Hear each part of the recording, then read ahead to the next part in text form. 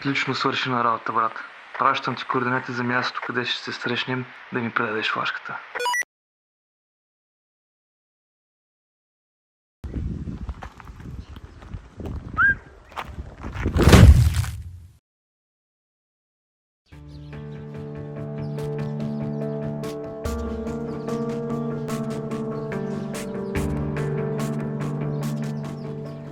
Братленци, извинявай за другото посрещане, но така го правя с този българското герб. Кобра, нашия човек се събуди. Извинявам се и аз за това неприятно посрещане, просто ни е много важно да пазим местоположението си в тайна. Както и да е. Носиш ли това, за което те пратих? Страхотно. Братко, включи я в лаптопа и виж дали съдържа нужната ни информация. Не влизай, бе, мамицата ти ще има.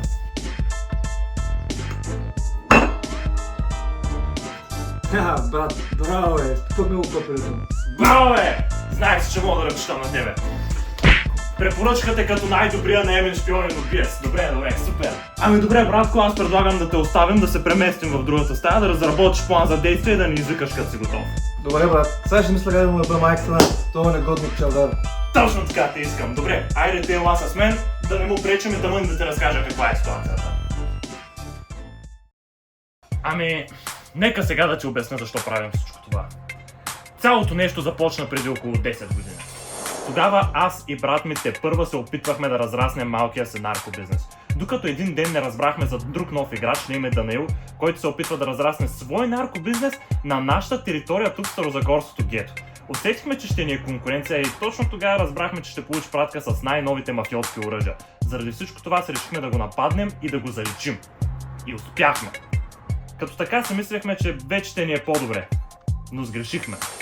Оказа се, че Данаил имал брат, който поради някаква случайност се оказа най-големия старозагорски мафиотски бос. Викат му Чавдар Главичкореза, защото реже главичките на враговете си. От тогава той се зае да ни издирва, за да отмъсти за брат си, но понеже не ни е виждал и не знае как изглеждаме и как се казваме, все още се държим. И успяваме да се справим, защото постоянно сменяме местонахождението си. Затова е, когато ти дойде, се наложи да те посрещнем по този начин. Но вече усещаме как това нещо почва да влияе на бизнеса ни. Как никой не купува от нас, просто защото хората не знаят, че ни има, защото се покриваме постоянно. Но наскоро с брат ми решихме, че вече не можем така. Решихме, че е всичко или нищо. Затова решихме да наемем най-добрия човек, теб, да те тестваме и да видим дали можеш да ни помогнеш в битката срещу Чавдар. И след като успешно премина тестване току-що, мисля, че е време да се заемем с теб. Да свършим малко работа. Флашката, която те накарахме да вземеш от един от офисите на Чавдар, беше защото в нея имаше малък шанс да съдържа много важна информация за неговото местонахождение. Защото принципно то се пази в голяма тайна, то никой даже не е виждал лицето на Чавдар, толкова голям и могъщ е той. И ето, че ни излезна късмета и вече имаме точно това, което ни трябва. Пичуи, идвайте в другата стая веднага. Брат ми май е готов. Давай да ходим да видим какво е сготвил. Слушайте, момчета, планът е готов. Според информацията, която открих във флашката, Чавдар прави лична проверка на всеки един от членовете в групата си всяка година. Тази вечер в една изоставена сграда се пада тази годишната му проверка. Прочетейки тази информация, нямаше как да не я сложа в чат GPT. Малко така да ни помогне да изготвя по-добра стратегия как да ликвидираме Чавдар. И успя ли да ти свърши някаква работа? Да, брат, даже супер много ми помогна. План, който да е следния. Вие двамата получавате по един GPS, с който аз ще мога да ви навигирам как да стигнете до главната зала. От вас се иска само да се промъкнете незабелязано и да му пръснете главата. Добре, правим го. Айде да ходим да му пръснем главата на този чочко. Така, докато брат ми се оправя в другата стая, ние трябва да се екипираме. Според мен е добре всеки от нас да е с по две оръжия, пистолет и калашник.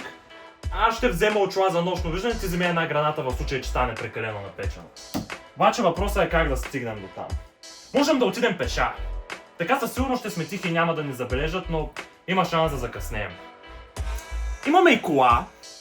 Със сигурност ще стигнем на време, но въпросът е, че може би ще сме прекалено шумни. Знаеш какво? Понеже ти си специалиста в тази област, кое според теб е по-оптималният вариант?